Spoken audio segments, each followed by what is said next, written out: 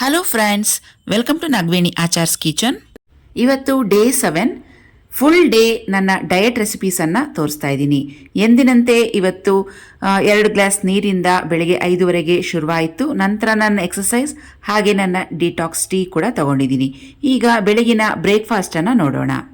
ಬ್ರೇಕ್ಫಾಸ್ಟ್ಗೆ ಓಟ್ಸನ್ನು ಬಳಸ್ಕೊಂಡು ಒಂದು ಸೂಪರ್ ಆಗಿರುವಂಥ ರೆಸಿಪಿ ತೋರಿಸ್ತಾ ಇದ್ದೀನಿ. ಇದಕ್ಕೆ ಬೇಕಾಗಿರುವಂಥ ಸಾಮಗ್ರಿಗಳು ಅಂತ ಹೇಳಿದ್ರೆ ಅರ್ಧ ಆ್ಯಪಲ್ ತೊಗೊಂಡಿದ್ದೀನಿ, 1 ಕಪ್ಪಷ್ಟು ಮೊಸರು, ಹಾಗೆ 2-3 ಸ್ಪೂನಷ್ಟು ದಾಳಿಂಬೆ, 5 ನೀರಲ್ಲಿ ನೆನೆಸಿಟ್ಟಿರುವಂಥ ಬಾದಾಮಿ, 2 ಖರ್ಜೂರ ಡೇಟ್ಸ್, 2 ವಾಲ್ನಟ್ಸ್, 2 ಗೋಡಂಬಿ, ಹಾಗೆಯೇ ಕುಂಬಳಕಾಯಿ ಮತ್ತು ಕರ್ಬೂಜ ಹಣ್ಣಿನ ಬೀಜಗಳನ್ನು 2 ಸ್ಪೂನಷ್ಟು ತೊಗೊಂಡಿದ್ದೀನಿ. ರೋಲ್ಡ್ ಓಟ್ಸ್ ತೊಗೊಂಡಿದ್ದೀನಿ 1 ಕಪ್ಪಷ್ಟು. ಇದನ್ನು ರಾತ್ರಿನೇ ನೀರಲ್ಲಿ ನೆನೆಸಿಟ್ಟಿದ್ದೀನಿ. ಅದರಲ್ಲಿರುವಂಥ ಎಕ್ಸ್ಟ್ರಾ ನೀರೆಲ್ಲ ತೆಗೆದು ಒಂದು ಬೌಲ್ಗೆ ಹಾಕ್ಕೊಳ್ಳೋಣ. ಈಗ ಈ ಓಟ್ಸ್ಗೆ 1 ಕಪ್ಪಷ್ಟು ಮೊಸರು, ಸಣ್ಣದಾಗಿ ಕಟ್ ಮಾಡಿರುವಂಥ ಆ್ಯಪಲ್ ಮತ್ತು ಡ್ರೈ ಫ್ರೂಟ್ಸ್ ಏನೇನು ತೊಗೊಂಡಿದ್ವೋ ಅದನ್ನೆಲ್ಲ ಸೇರಿಸ್ಕೊತಾ ಇದ್ದೀನಿ. ಓಟ್ಸಲ್ಲಿ ಫೈಬರ್ ಅಂಶ ಜಾಸ್ತಿ ಇರುತ್ತೆ. ನಾವು ವೇಟ್ ಲಾಸ್ ಮಾಡುವಾಗ ಈ ಓಟ್ಸನ್ನು ಪ್ರತಿದಿನ ತಿನ್ನೋದ್ರಿಂದ ನಮ್ಮ ವೇಟ್ ಲಾಸ್ಗೆ ತುಂಬಾ ಹೆಲ್ಪ್ ಆಗುತ್ತೆ.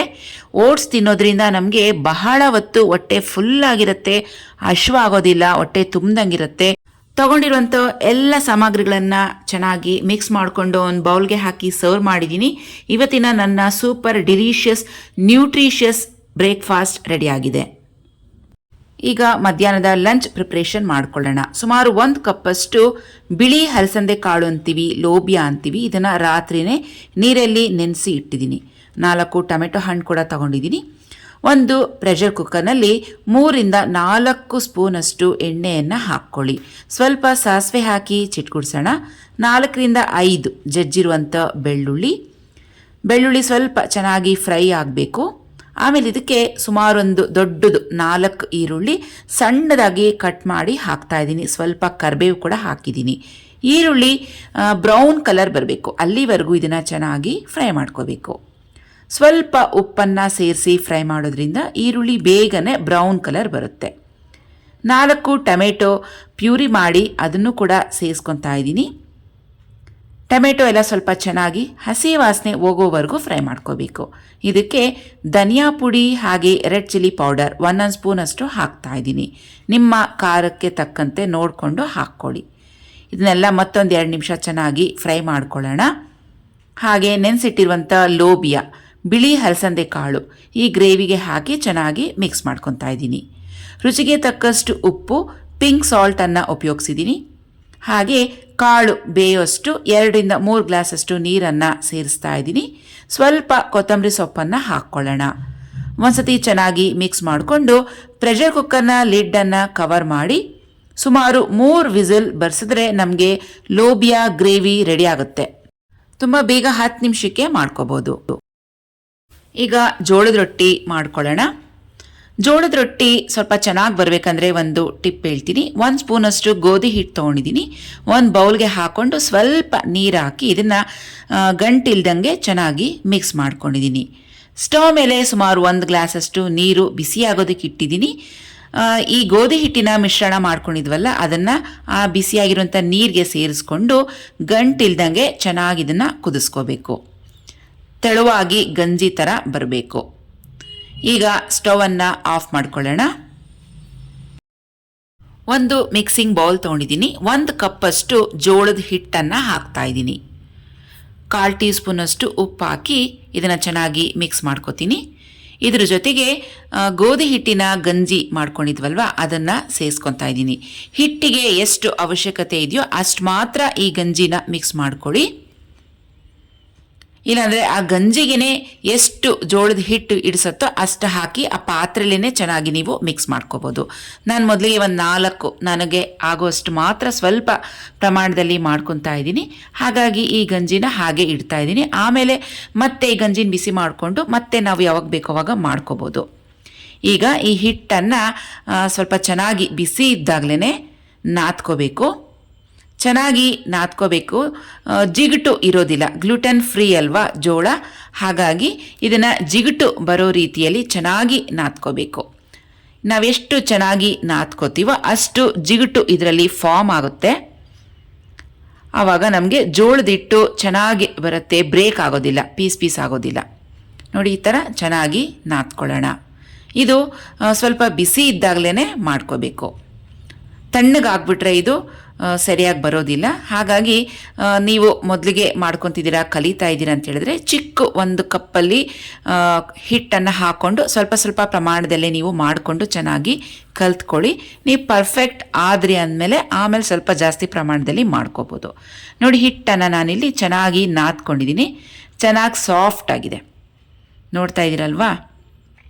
ನೋಡಿ ಈ ಜೋಳ ಎಲ್ಲರೂ ಬಳಸ್ಬೋದು, ಚಿಕ್ಕವರಿಂದ ಹಿಡಿದು ದೊಡ್ಡವ್ರವರೆಗೂ ತುಂಬ ಹೆಲ್ತಿಯಾದ ಗ್ರೇನ್ ಅಂತ ಹೇಳ್ಬೋದು. ಜೋಳದಲ್ಲಿ ಫೈಬರ್ ಅಂಶ ಹೆಚ್ಚಾಗಿರುತ್ತೆ, ಹಾಗೆಯೇ ಪ್ರೋಟೀನ್, ಐರನ್ ಕೂಡ ತುಂಬ ಹೇರಳವಾಗಿರುತ್ತೆ. ವೇಟ್ ಲಾಸ್ ಮಾಡೋರಿಗಂತೂ ಈ ಜೋಳ ತುಂಬನೇ ಹೆಲ್ಪ್ ಆಗುತ್ತೆ. ಹಾಗೆಯೇ ಡಯಾಬಿಟಿಕ್ಸ್ ಇರೋರು, PCOD, PCOS ಪ್ರಾಬ್ಲಮ್, ಥೈರಾಯ್ಡ್ ಎಲ್ಲರೂ ಸಹ ಈ ಜೋಳವನ್ನು ಬಳಸ್ಬೋದು. ಹಿಟ್ಟು ಒಣಗ್ದಂಗಾದರೆ ಸ್ವಲ್ಪ ನೀರನ್ನು ಚುಮ್ಕಿಸ್ಕೊಂಡು ಮತ್ತೆ ಇದನ್ನು ಈ ಥರ ಚೆನ್ನಾಗಿ ನಾದ್ಕೋಬೋದು. ನಾನು ಇವತ್ತು ತೊಗೊಂಡಿರುವಂಥ 1 ಕಪ್ ಮೆಷರ್ಮೆಂಟ್ ಜೋಳದ ಹಿಟ್ಟಲ್ಲಿ ಸುಮಾರು 6 ಉಂಡೆಗಳು ಆಗಿದೆ. ಫಸ್ಟ್ ಟೈಮ್ ಟ್ರೈ ಮಾಡೋರು ಸ್ವಲ್ಪ ಸ್ವಲ್ಪನೇ ಚಿಕ್ಕ ಚಿಕ್ಕ ಮೆಷರ್ಮೆಂಟ್ನಲ್ಲಿ ಮಾಡ್ಕೊಳ್ಳಿ. ನೋಡಿ 6 ಉಂಡೆಗಳಾಗಿದೆ. ಇದನ್ನು ಒಂದು ತೇವ ಬಟ್ಟೆ ಹಾಕಿ ಕವರ್ ಮಾಡಿ ಇಟ್ಬಿಡೋಣ. ಹಿಟ್ಟು ಒಣಗೋದ್ರೆ ನಮಗೆ ತಟ್ಟೋದಕ್ಕಾಗಲಿ ಇಲ್ಲಾಂದರೆ ಲಟ್ಸೋದಕ್ಕೆ ಚೆನ್ನಾಗಿ ಬರೋದಿಲ್ಲ. ಒಂದು ಚಿಕ್ಕ ಉಂಡೆ ತೊಗೊಂಡಿದ್ದೀನಿ. ಸ್ವಲ್ಪ ಜೋಳದ ಪುಡಿ ಹಿಟ್ಟನ್ನು ಉದುರಿಸ್ಕೊಂಡು ಅದನ್ನು ಈ ರೀತಿಯಾಗಿ ಕೈಯಲ್ಲಿ ತಟ್ಕೋಬೋದು. ಹಿಟ್ಟು ನಾವು ನಾದೋವಾಗ ಎಷ್ಟು ಚೆನ್ನಾಗಿ ನಾದ್ತೀವೋ ಅಷ್ಟು ಚೆನ್ನಾಗಿ ನಮಗೆ ಜೋಳದ ರೊಟ್ಟಿಗಳು ಕಿತ್ತೋಗ್ದಿರಂಗೆ ಬರುತ್ತೆ. ನೋಡಿ ಇಲ್ಲಿ ಸ್ವಲ್ಪನೂ ಕ್ರ್ಯಾಕ್ಸ್ ಬರ್ತಿಲ್ಲ, ಸ್ವಲ್ಪನೂ ಕಟ್ಟಾಗ್ತಿಲ್ಲ, ಚೆನ್ನಾಗಿ ಬರ್ತಿದೆ. ಎಷ್ಟು ತೆಳುಗೆ ತಟ್ಟೋದಕ್ಕೆ ಸಾಧ್ಯನೋ ಅಷ್ಟು ತೆಳುವಾಗಿ ಇದನ್ನು ನಾವು ತಟ್ಕೋಬೋದು. ಜೋಳದ ರೊಟ್ಟಿ ಮಾಡೋದ್ರಲ್ಲಿ ಅಷ್ಟು ಪ್ರೊಫೆಷ್ನಲ್ ನಾನೇನಿಲ್ಲ. ಹೊರಗಡೆ ಎಲ್ಲ ಸಿಗೋ ರೀತಿಯಲ್ಲಿ ಅಂದರೆ ಅವ್ರು ಮಾಡ್ತಾರಲ್ವ ಅಷ್ಟು ಕರೆಕ್ಟಾಗಿ ನನಗೆ ಮಾಡೋಕ್ಕೆ ಬರದೇ ಹೋದ್ರೂ ಪರವಾಗಿಲ್ಲ. ನಾನು ಒಂದು 2 ಆದರೂ ಜೋಳದ ರೊಟ್ಟಿ ಮಾಡಿಕೊಂಡು ತಿನ್ನೋ ಅಷ್ಟು ಕಲ್ತಿದ್ದೀನಿ. ಸಾಕು, ಇಷ್ಟು ಮಾತ್ರ ಬಂದರೆ ನನಗೆ. ಸೊ ನೀವು ಕೂಡ ಟ್ರೈ ಮಾಡಿ, ಇದೇನು ಮಹಾನ್ ವಿದ್ಯೆ ಏನಿಲ್ಲ. ಮಾಮೂಲಿ ರೆಗ್ಯುಲರ್ ಅನ್ನ, ಮುದ್ದೆ, ಚಪಾತಿ ಮಾಡ್ಕೊಳ್ಳೋದ್ಕಿಂತ ಈ ಥರ ಜೋಳದ ರೊಟ್ಟಿ ಮಾಡ್ಕೊಳ್ಳಿ. ವೆಯ್ಟ್ ಲಾಸ್ ಮಾಡೋವಾಗ ತುಂಬಾ ಹೆಲ್ಪ್ ಆಗುತ್ತೆ ನಮಗೆ ವೆಯ್ಟ್ ಲಾಸ್ನಲ್ಲಿ. ನೋಡಿ ನಾನಿಲ್ಲಿ ತಟ್ಟಿದಾಗಿದೆ. ಎಡ್ಜಸ್ ಏನಾದ್ರು ಕಟ್ಟಾಗಿದ್ದರೆ ಸ್ವಲ್ಪ ಸೈಡ್ಸಲ್ಲಿ ಪುಡಿ ಅಥವಾ ಸ್ವಲ್ಪ ನೀರಿನ ಅಂಶ ಮಾಡಿಕೊಂಡು ಅದನ್ನು ಕವರ್ ಅಪ್ ಮಾಡ್ಕೋಬೋದು, ಏನು ಪರವಾಗಿಲ್ಲ. ಸ್ವಲ್ಪ ಲೈಟಾಗಿ ಕ್ರ್ಯಾಕ್ ಆಗಿದ್ರೆ ನೋಡಿ ಇದನ್ನು ಚೆನ್ನಾಗಿ ಕಾದಿರುವಂಥ ಒಂದು ಪ್ಯಾನ್ ಮೇಲೆ ಹಾಕ್ತಾ ಇದ್ದೀನಿ. ಮೇಲೆ ಸ್ವಲ್ಪ ಎಕ್ಸ್ಟ್ರಾ ಹಿಟ್ಟು ಏನಾದ್ರು ಇದ್ದರೆ ತೇವದ ಬಟ್ಟೆಯಲ್ಲಿ ಈ ಥರ ಪ್ರೆಸ್ ಮಾಡ್ಕೊಳ್ಳಿ. ಹಿಟ್ಟೆಲ್ಲ ಎಕ್ಸಸ್ ಇರೋಂಥದ್ದೆಲ್ಲ ಬಂದ್ಬಿಡುತ್ತೆ. ಒಂದು 10 to 15 ಸೆಕೆಂಡ್ಸ್ ಆದಮೇಲೆ ಇದನ್ನು ಟರ್ನ್ ಮಾಡ್ಕೊಳ್ಳಿ. ಇದನ್ನು ಎರಡೂ ಕಡೆ ಚೆನ್ನಾಗಿ ಬೇಯಿಸ್ಕೋಬೇಕು. ನೋಡಿ ಸ್ವಲ್ಪ ಲೈಟಾಗಿ ಉಬ್ತಾ ಇದೆ ರೊಟ್ಟಿ. ಬಿಳಿ ಜೋಳ ಬರುತ್ತಲ್ವ ಅದನ್ನು ತಂದು ಚೆನ್ನಾಗಿ ಕ್ಲೀನ್ ಮಾಡಿಕೊಂಡು ಒಣಗಿಸಿ ಆನಂತರ ನೀವು ಇದನ್ನು ಪುಡಿ ಮಾಡಿಸಿ ಇಟ್ಕೊಬೋದು. ನಾವು ಪುಡಿ ಮಾಡಿಸ್ಬೇಕಂದ್ರೆ ತುಂಬ ನುಣ್ಣಕ್ಕೆ ಫೈನ್ ಪೌಡರಾಗಿ ಪುಡಿ ಮಾಡಿಸಿದ್ರೆ ರೊಟ್ಟಿ ನಮಗೆ ಚೆನ್ನಾಗಿ ಬರುತ್ತೆ. ಒಬ್ಬೊಬ್ಬರು ಪುಡಿ ಮಾಡಿಕೊಡುವಾಗ ತರಿಯಾಗಿ ಪುಡಿ ಮಾಡಿಬಿಡ್ತಾರೆ, ಆವಾಗ ಅದರಲ್ಲಿ ಖಂಡಿತವಾಗಿ ರೊಟ್ಟಿ ಬರೋದೇ ಇಲ್ಲ. ಈ ರೀತಿಯಾಗಿ ಮಾಡ್ಕೊಳ್ಳಿ. ಇಲ್ಲಾಂದರೆ ರೆಡಿಮೇಡ್ ಜೋಳದ ಹಿಟ್ಟು ಕೂಡ ನಮಗೆ ಸಿಗುತ್ತೆ, ಅದನ್ನು ಕೂಡ ನೀವು ತಂದು ಫಸ್ಟ್ ಟೈಮ್ಗೆ ಟ್ರೈ ಮಾಡ್ಬೋದು. ನೋಡಿ ನಮ್ಮ ಜೋಳದ ರೊಟ್ಟಿ ರೆಡಿ ಆಗಿದೆ. ಈಗ ಲಟ್ಟಣಿಗೆಯಲ್ಲಿ ಲಟ್ಸೋದು ಕೂಡ ನಿಮಗೆ ತೋರಿಸ್ಬಿಡ್ತೀನಿ. ಹಿಟ್ಟನ್ನು ಪ್ರತಿ ಸಲ ತಗೋಬೇಕಾದ್ರೂ ಅದನ್ನು ಸ್ವಲ್ಪ ಚೆನ್ನಾಗಿ ನಾದ್ಕೋಬೇಕು. ತೆಳುವಾಗಿದ್ದರೆ ಸ್ವಲ್ಪ ಹಿಟ್ಟನ್ನು ಮಿಕ್ಸ್ ಮಾಡಿಕೊಂಡು ನಾದ್ಕೊಳ್ಳಿ, ಇಲ್ಲ ಗಟ್ಟಿಯಾಗಿಬಿಟ್ರೆ ಸ್ವಲ್ಪ ನೀರಿನಂಶ ತೇವ ಟಚ್ ಮಾಡಿಕೊಂಡು ನಾದ್ಕೊಳ್ಳಿ. ಹಿಟ್ಟಿನ ಹದ ನಿಮಗೆ ಒಂದು 2-3 ಸಲ ಮಾಡ್ತಿದ್ದಂಗಿಲೇ ಗೊತ್ತಾಗ್ಬಿಡುತ್ತೆ. ಅದನ್ನು ಚೆನ್ನಾಗಿ ಹಿಟ್ಟಾಕಿ ನಾದ್ಕೊಂಡು ಮತ್ತೆ ಅದನ್ನು ಲಟ್ಟಣಿಗೆಯಲ್ಲಿ ಲಟ್ಟಿಸ್ತಾ ಇದ್ದೀನಿ. ಲಟ್ಟಣಿಗೆಯಲ್ಲಿ ಚಪಾತಿ ಎಲ್ಲ ಹಾಕಿ ಹಾರ್ಡಾಗಿ ಲಟ್ಟಿಸ್ತೀವಲ್ವ ಆ ಥರ ಮಾಡಬಾರ್ದು, ತುಂಬ ತೆಳುವಾಗಿ ಲಟ್ಟಿಸ್ಬೇಕು. ನೋಡಿ ಈ ರೀತಿಯಾಗಿ ತುಂಬ ಕೇರ್ಫುಲ್ಲಾಗಿ ಹ್ಯಾಂಡಲ್ ಮಾಡ್ಕೊಳ್ಳಿ, ಚೆನ್ನಾಗಿ ಬರುತ್ತೆ.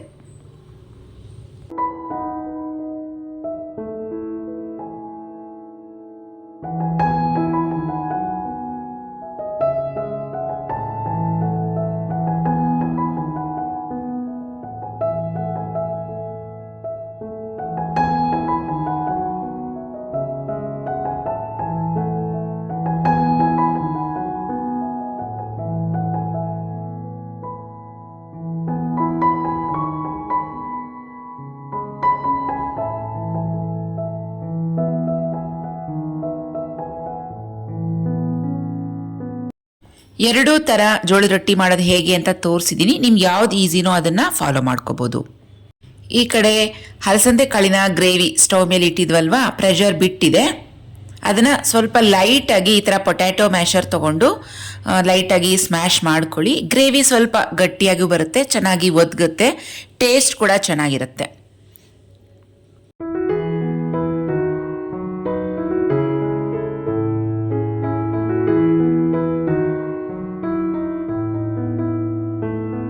ಫ್ರೆಂಡ್ಸ್, ನೋಡಿದ್ರಲ್ಲ ಇವತ್ತಿನ ನನ್ನ ಲಂಚ್ ಪ್ರಿಪ್ರೇಷನ್ ಎಷ್ಟು ಕಲರ್ಫುಲ್ ಆಗಿದೆ ಅಲ್ವಾ. ನೀವು ಕೂಡ ಇದೇ ಥರ ಕಲರ್ಫುಲ್ಲಾಗಿ ಪ್ರಿಪೇರ್ ಮಾಡಿಕೊಂಡು ತಿನ್ನಿ. ಇದು ಕಣ್ಣಿಗಷ್ಟೇ ಹಿತ ಅಲ್ಲ, ದೇಹಕ್ಕೂ ಕೂಡ ತುಂಬ ಹೆಲ್ತಿಯಾದ ರೆಸಿಪಿಗಳನ್ನು ತೋರಿಸಿದ್ದೀನಿ. ಇದರಲ್ಲಿ ಯಾವುದೇ ಥರದ ಹೈ ಕ್ಯಾಲರೀಸ್ ಇಲ್ಲವೇ ಇಲ್ಲ. ಸೊ ಈ ರೀತಿ ನಾವು ದಿನ ಮಾಡಿಕೊಂಡು ತಿನ್ನೋದ್ರಿಂದ ವೆಯ್ಟ್ ಲಾಸ್ ಮಾಡೋಂಥವ್ರಿಗೆ ಬಹಳ ಬೇಗ ವೆಯ್ಟ್ ಲಾಸ್ ಮಾಡ್ಕೋಬೋದು. ಬಹಳ ಚೆನ್ನಾಗಿ ಹೆಲ್ಪ್ ಆಗುತ್ತೆ ಈ ರೆಸಿಪಿಗಳು. ನೀವು ಒಂದ್ಸಲ ಟ್ರೈ ಮಾಡಿ. ಬರೀ ವೆಯ್ಟ್ ಲಾಸ್ ಮಾಡೋರಿಗೆ ಅಂತಲ್ಲ, ಇದೊಂದು ಹೆಲ್ತಿ ರೆಸಿಪಿ ಅಂತ ಹೇಳ್ಬೋದು. ಮನೆ ಮಂದಿಯವ್ರಿಗೆಲ್ಲರಿಗೂ ಈ ಥರ ಪ್ರಿಪೇರ್ ಮಾಡಿಕೊಡಿ, ಖಂಡಿತವಾಗಿಯೂ ಅವ್ರಿಗೆ ಇಷ್ಟ ಆಗುತ್ತೆ. ನಾನಿಲ್ಲಿ 1 ಕಪ್ಪಷ್ಟು ಹಲಸಂದೆ ಕಾಳಿನ ಗ್ರೇವಿ ತೊಗೊಂಡಿದ್ದೀನಿ, 1 ಕಪ್ಪಷ್ಟು ಮೊಸರು, ಜೋಳದ ರೊಟ್ಟಿ 2, ಹಾಗೆ ಸ್ವಲ್ಪ ಹಸಿ ತರಕಾರಿಗಳನ್ನು ತೊಗೊಂಡಿದ್ದೀನಿ. ಗ್ರೇವಿ ಜೊತೆಗೆ ಸ್ವಲ್ಪ ಬೆಣ್ಣೆ ಅಥವಾ ತುಪ್ಪ 1 ಸ್ಪೂನಷ್ಟು ಹಾಕ್ಕೊಂಡು ತಿನ್ಬೋದು. ಎಣ್ಣೆಯನ್ನು ಅಡುಗೆಯಲ್ಲಿ ಜಾಸ್ತಿ ಉಯ್ಕೊಂಡು ತಿನ್ನೋದಕ್ಕಿಂತ ಈ ಥರ ಹೆಲ್ತಿಯಾಗಿ 1 ಸ್ಪೂನ್ ತುಪ್ಪ ಅಥವಾ ಬೆಣ್ಣೆಯನ್ನು ಹಾಕೊಂಡು ತಿನ್ನಿ, ತುಂಬಾ ಒಳ್ಳೆಯದು. ರಾತ್ರಿ ಡಿನ್ನರ್ಗೆ ಟೊಮೆಟೊ ಸೂಪ್ ಮಾಡಿದ್ದೀನಿ. 5 ಹಣ್ಣಾಗಿರುವಂಥ ಟೊಮೆಟೊ, 1 ಕ್ಯಾರೆಟ್, 1 ಈರುಳ್ಳಿ, 4 ಪೀಸಷ್ಟು ಬೆಳ್ಳುಳ್ಳಿಯನ್ನು ಸಣ್ಣದಾಗಿ ಕಟ್ ಮಾಡಿ ಇಟ್ಕೊಂಡಿದ್ದೀನಿ. ಹಾಗೆಯೇ ಸ್ವಲ್ಪ ಸೂಪ್ಗೆ ಹಾಕುವಂಥ ಮಸಾಲೆ ಪುಡಿ ಕೂಡ ತೋರಿಸ್ತಾ ಇದ್ದೀನಿ. ಚಕ್ಕೆ, ಮೆಣಸು, ಏಲಕ್ಕಿ ಈ 3 ಇದ್ದರೆ ಸೂಪ್ ಮಸಾಲ ಪೌಡರ್ ರೆಡಿ ಆಗುತ್ತೆ. 1 ಪ್ರೆಷರ್ ಕುಕ್ಕರ್ ಇಟ್ಟಿದ್ದೀನಿ, ಅದರ ಮೇಲೆ 1 ಸ್ಪೂನಷ್ಟು ಬೆಣ್ಣೆ ಹಾಕಿದ್ದೀನಿ. ಬೆಳ್ಳುಳ್ಳಿ, ಈರುಳ್ಳಿ, ಕ್ಯಾರೆಟ್, ಟೊಮೆಟೊ ಎಲ್ಲ ಒಂದೊಂದೇ ಹಾಕಿ ಚೆನ್ನಾಗಿ ಫ್ರೈ ಮಾಡಿ ಇಟ್ಕೊಳ್ಳೋಣ. ಫ್ರೆಂಡ್ಸ್, ಇವತ್ತು ನಾನು ಮಾಡ್ತಿರುವಂಥ ಟೊಮೆಟೊ ಸೂಪ್ ತುಂಬಾ ಚೆನ್ನಾಗಿರುತ್ತೆ, ತುಂಬ ಟೇಸ್ಟಿಯಾಗಿರುತ್ತೆ, ಡಿಲೀಷಿಯಸ್ ಆಗಿರುತ್ತೆ. ಒಂದ್ಸಲ ನೀವು ಟ್ರೈ ಮಾಡಿ ಹೇಗಿತ್ತು ಅಂತ ನನಗೆ ಕಮೆಂಟ್ ಬಾಕ್ಸ್ನಲ್ಲಿ ಖಂಡಿತವಾಗಿಯೂ ತಿಳಿಸಿ. ಹೋಟೆಲ್ಸ್ನಲ್ಲೆಲ್ಲ ಕುಡಿತೀವಲ್ವಾ ಸೂಪ್ಸು, ಟೊಮೆಟೊ ಸೂಪು, ಸೇಮ್ ಅದೇ ಟೇಸ್ಟ್ ಇವತ್ತು ನಾನು ನಿಮಗೆ ಮಾಡೋದನ್ನ ತೋರಿಸ್ಕೊಡ್ತಾ ಇದ್ದೀನಿ. ಹೋಟೆಲ್ ಸ್ಟೈಲ್ನಲ್ಲೇ ನಮಗೆ ಸೂಪ್ ಬೇಕು ಅಂದರೆ ಅದಕ್ಕೆ ಹಾಕುವಂಥ ಮಸಾಲ ಪೌಡರ್, ಅದನ್ನು ಇವಾಗ ತೋರಿಸ್ತೀನಿ ಹೇಗೆ ಮಾಡೋದು ಅಂತ. ಆ ಪೌಡರನ್ನು ಹಾಕಿದ್ರೆ ಮಾತ್ರ ನಮಗೆ ಅದೇ ಟೇಸ್ಟ್ ಬರುತ್ತೆ. ಟೊಮೆಟೊ ಚೆನ್ನಾಗಿ ಸಾಫ್ಟ್ ಆಗಿದೆ, ಇದಕ್ಕೊಂದು ಸ್ವಲ್ಪ ಉಪ್ಪು ಹಾಕಿ 1 ಗ್ಲಾಸಷ್ಟು ನೀರು ಹಾಕಿ ಪ್ರೆಷರ್ ಕುಕ್ಕರ್ನ ಲಿಡ್ಡನ್ನು ಕವರ್ ಮಾಡಿ ಸುಮಾರು 1 ವಿಸಿಲ್ ಇದನ್ನು ಕೂಗಿಸ್ಕೊಳ್ಳೋಣ. ನೋಡಿ, ಸೂಪ್ ಪೌಡರ್ಗೆ 10 ಪೀಸಷ್ಟು ಚಕ್ಕೆ, 1 ಸ್ಪೂನಷ್ಟು ಮೆಣಸು, 10 ಏಲಕ್ಕಿ ಇವಿಷ್ಟನ್ನು ಹಾಕಿ ಒಂದು ಪ್ಯಾನ್ನಲ್ಲಿ ಡ್ರೈ ಫ್ರೈ ಮಾಡ್ಕೊಳ್ಳೋಣ. ಸೀದಿಸಬಾರ್ದು, ಮೀಡಿಯಂ ಫ್ಲೇಮ್ನಲ್ಲಿ ಇಟ್ಕೊಂಡು ಇದನ್ನು ಚೆನ್ನಾಗಿ ಫ್ರೈ ಮಾಡ್ಕೋಬೇಕು. ಈ ಸೂಪ್ ಪೌಡರ್ ಬರೀ ಟೇಸ್ಟ್ಗಷ್ಟೇ ಅಲ್ಲ, ವೇಟ್ ಲಾಸ್ಗೂ ತುಂಬಾ ಹೆಲ್ಪ್ ಆಗುತ್ತೆ. ಕಾಳು ಮೆಣಸಾಗಲಿ ಇಲ್ಲ ಚಕ್ಕೆ, ಏಲಕ್ಕಿ ಇವೆಲ್ಲ ಸ್ಪೈಸಸ್ಗಳು ವೇಟ್ ಲಾಸ್ಗೆ ತುಂಬಾ ಹೆಲ್ಪ್ ಮಾಡುತ್ತೆ. ಹಾಗಾಗಿ ಇದನ್ನು ಪೌಡರ್ನ ಒಂದ್ಸಲ ನೀವು ಮಾಡಿ ಇಟ್ಕೊಂಡ್ಬಿಟ್ರೆ, 1 ಬಾಟಲ್ಗೆ ಹಾಕಿ ಇಟ್ಟರೆ ಸುಮಾರು 4 ರಿಂದ 5 ಸಲಿಗೆ ಉಪಯೋಗ ಆಗುತ್ತೆ. ಏನೂ ಆಗಲ್ಲ, ಈ ಮಸಾಲೆ ಪುಡಿ ಚೆನ್ನಾಗಿ ಫ್ರೆಶ್ ಆಗಿ ಇರುತ್ತೆ. ಏರ್ಟೈಟ್ ಬಾಕ್ಸ್ನಲ್ಲಿ ಹಾಕಿ ಇಟ್ಬಿಡಿ. ಫ್ರೆಂಡ್ಸ್, ಈ ಮಸಾಲೆ ಪೌಡರ್ ತುಂಬಾ ಒಳ್ಳೆ ಸ್ಮೆಲ್ ಬರ್ತಾ ಇದೆ, ಒಳ್ಳೆ ಅರೋಮಾ ಬರ್ತಾ ಇದೆ. ಕಾರಣ ನಾವು ಹಾಕಿರುವಂಥ ಸ್ಪೈಸಸ್ ಲೈಟಾಗಿ ಫ್ರೈ ಮಾಡಿ ಆಮೇಲೆ ಪೌಡರ್ ಮಾಡಿರೋದ್ರಿಂದ ಒಳ್ಳೆ ಪರಿಮಳ ಕೊಡ್ತಾ ಇದೆ. ನೋಡಿ, ಈ ಥರ ಒಂದು ಗಾಜಿನ ಬಾಟ್ಲಿಗೆ ಹಾಕಿ ನಾನು ಏರ್ಟೈಟ್ ಮಾಡಿ ಇಟ್ಬಿಡ್ತೀನಿ. ಈ ಪೌಡರ್ ಸುಮಾರು ನನಗೆ 4 ರಿಂದ 5 ಸಲಿಗೆ ಉಪಯೋಗ ಆಗುತ್ತೆ. ಸೂಪ್ ಪೌಡರ್ ರೆಡಿ ಆಯಿತು. ಈ ಕಡೆ ಟೊಮೆಟೊ ಪ್ರೆಷರ್ ಕುಕ್ಕರ್ನಲ್ಲಿ ಇಟ್ಟಿದ್ವಲ್ವ, ಪ್ರೆಷರ್ ರಿಲೀಸ್ ಆಗಿದೆ. ಇದರಲ್ಲಿ ಇರುವಂಥ ಎಕ್ಸ್ಟ್ರಾ ನೀರನ್ನು 1 ಬೌಲ್ಗೆ ತೆಗೆದಿಡೋಣ. ಆಮೇಲೆ ಈ ಟೊಮೆಟೊನ ಒಂದು ಮಿಕ್ಸಿ ಜಾರ್ಗೆ ಹಾಕಿ ಚೆನ್ನಾಗಿ ನುಣ್ಣಗೆ ಗ್ರೈಂಡ್ ಮಾಡಿ ಇಟ್ಕೊಳ್ಳೋಣ. ಈ ಟೊಮೆಟೊ, ಕ್ಯಾರೆಟ್ ಇವೆಲ್ಲ ನಾವು ಪ್ರತಿದಿನ ತಿನ್ನೋದ್ರಿಂದ ನಮ್ಮ ಸ್ಕಿನ್ನಲ್ಲಿ ಒಂದು ಒಳ್ಳೆ ಗ್ಲೋ ಬರುತ್ತೆ. ಕಣ್ಣಿಗೂ ಒಳ್ಳೆಯದು ತುಂಬಾ ಕ್ಯಾರೆಟ್ ತಿನ್ನೋದ್ರಿಂದ. ಸೊ ಪ್ರತಿದಿನ ನಾವು ಬರೀ ವೇಟ್ ಲಾಸ್ ಸೂಪ್ ಅಂತಲೇ ಹೇಳೋದಕ್ಕಿಂತ ಒಂದು ಹೆಲ್ತಿ ಸೂಪ್ ಅಂತ ಹೇಳೋಣ. ಈ ಸೂಪನ್ನು ನಿಮ್ಮ ಫ್ಯಾಮಿಲಿ ಮೆಂಬರ್ಸ್ಗೆ ಎಲ್ಲರಿಗೂ ಮಾಡಿಕೊಡಿ.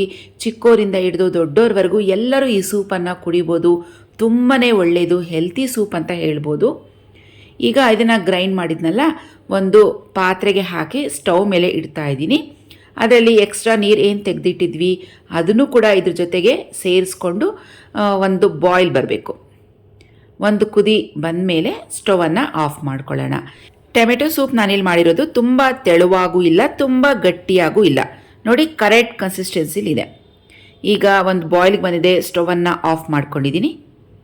ಸರ್ವ್ ಮಾಡ್ಕೊಳ್ಳೋಣ.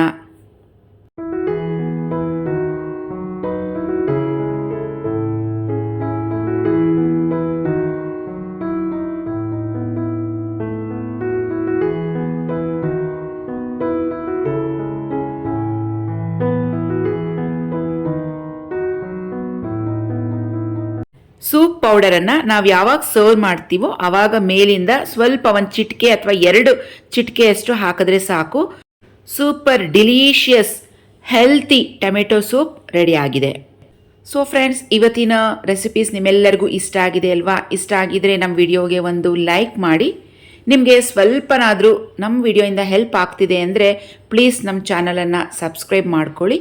ನಿಮ್ಮ ಫ್ರೆಂಡ್ಸ್ಗೆ, ಫ್ಯಾಮಿಲಿ ಮೆಂಬರ್ಸ್ಗೆ ನಮ್ಮ ವಿಡಿಯೋಸನ್ನು ಶೇರ್ ಮಾಡಿ. ಸೊ ಮತ್ತೆ ಭೇಟಿ ಆಗೋಣ ಮತ್ತೊಂದು ವಿಡಿಯೋದಲ್ಲಿ. ಅಲ್ಲಿವರೆಗೂ take care and bye friends.